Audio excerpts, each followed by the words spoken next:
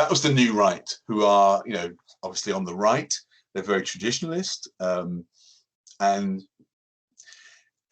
it's interesting. I suppose we should say that, just before we move on, we should remind ourselves that it's a common mistake that people make, that they would label everything that's got an association with the political left or the political right as being suspect or wrong. What we mustn't do, especially as sociologists, is dismiss what is occurring on either side of the centre, because it's not true that just because something is on the left or on the right that it's automatically suspicious or wrong.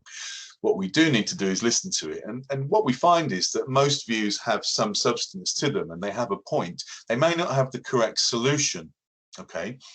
And this is one of the big problems in sociology, that people will come along with what's called a meta-narrative, a way that they say is going to solve everything. So Marxism was a classic example. If only we would eliminate all these inequalities in society, everything will be fine. And of course, that wasn't true. And feminism the same. Feminism is great for women, but what about everybody else, etc., etc. So we see these meta-narratives, and they don't always solve everything. But it's important to understand them, and it's important to learn from them. So what we're moving on to now is postmodernism. And what postmodernism does is it, in its own way, tries to address that very problem that I was just talking about.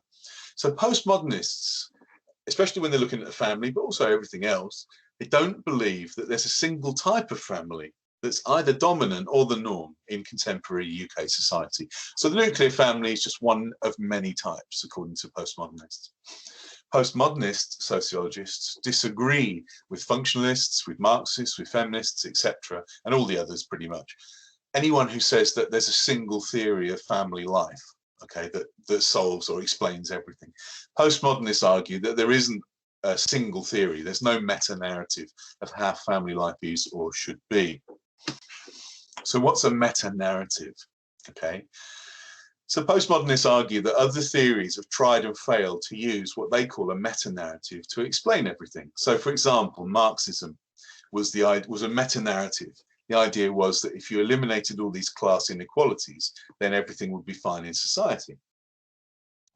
The unfortunate truth was that Marxism in practice led to the tyranny of the communist USSR in the 20th century.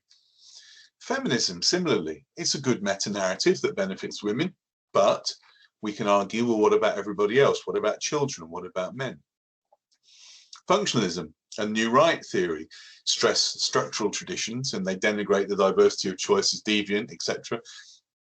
But is that a solution that suits everybody? So what postmodernists have said is there isn't one story, one solution that is going to solve the problems. Postmodernists argue, this is the second bullet point on the screen, that people no longer believe in a simple recipe for progress or success like Marxism or feminism, etc. But instead, people do believe in choice-based diversity, what we call pluralism, a lot of different ways of doing something, and tolerance of these different ways, a sort of pick and mix of whatever works as long as it's your choice. Okay. Now, critics of this argue that this is just another meta-narrative trying to explain everything. Other people can criticize postmodernism for being too permissive. It's too tolerant. What, anything goes? Is that really the society that we want, when whatever you want to do is okay? Because everyone's got their line that they draw, and they say, well, everything up to this point, but not beyond. And then some people, like I'll give you the example here, Terry Eagleton, who's a Marxist critic, argue that postmodernism then, because it's like, well, it doesn't matter what you do as long as it's your choice. He says, well, this could just lead to a justification for letting capitalism run riot in society and always putting profits before human well-being, as an example. Okay.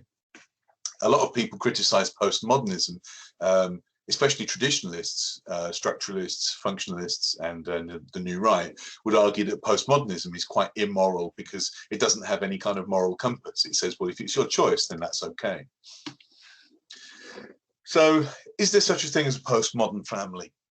So there's a sociologist in the United States called Judith Stacy, And in 1993, she published some research about postmodern families in the United States. She said that contemporary societies, like Western societies, like the USA, have actually got examples of postmodern families. They've developed one.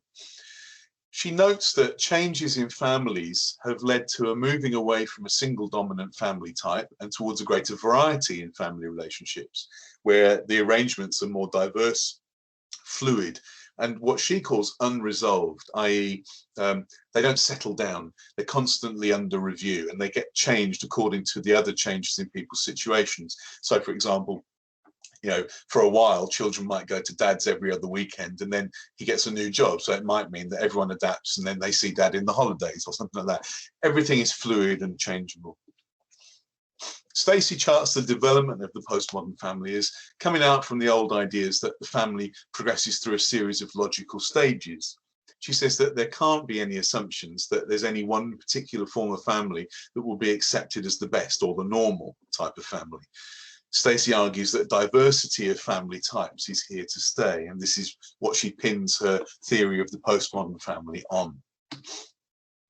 Stacey illustrates her argument by citing a lot of different examples, but I've chosen one here. For example, the lives of two women in California, Dottie and Pam, and their family lives changed quite frequently. Both of them moved away from living in traditional male-dominated nuclear families. The interesting one that I picked out was Dottie. Stacey describes Dottie as splitting from her violent husband. So she leaves him because he's abusive and physically violent towards her. But he has a heart attack at some point, and then after that, she takes him back because, in her words, he can't harm me anymore. He can't physically dominate me anymore, and she felt sorry for him. So this idea of constantly changing relationships, constantly changing power structures, etc. So, you know, is what Stacey argues is typical of a postmodern family, changing to suit the situation. Stacey does acknowledge that postmodern family life can create unsettling instability at times, but she argues that this is usually just a temporary state of affairs and it then changes into something else. She says that instability often disrupts the traditional structures in ways that create opportunities to develop something that's more fair, more egalitarian, okay? So that these families are constantly mutating and evolving. We might recognize some of these aspects of family life. You know, family life can be sometimes confusing. It's not always stable. And so a theory that explains that and says that that's okay might be useful for us. But we might also recognize that a lot of people might not live lives like this, and we might not yet be in a postmodern era of family life. Certainly, in the bottom bullet point, critics have argued that Stacey might be exaggerating the extent of change in families and the extent to which diversity has become common. There might not be that many types of family near you, for example. Critics have argued that the examples of families in California, which is notorious for being a sort of a very progressive state in the United States, that might not be representative of everywhere else in the United States, or indeed anywhere else around the world. So what's going on in California might be postmodern, but it might not be very prevalent yet anywhere else. Okay, so that's your postmodernism on the family.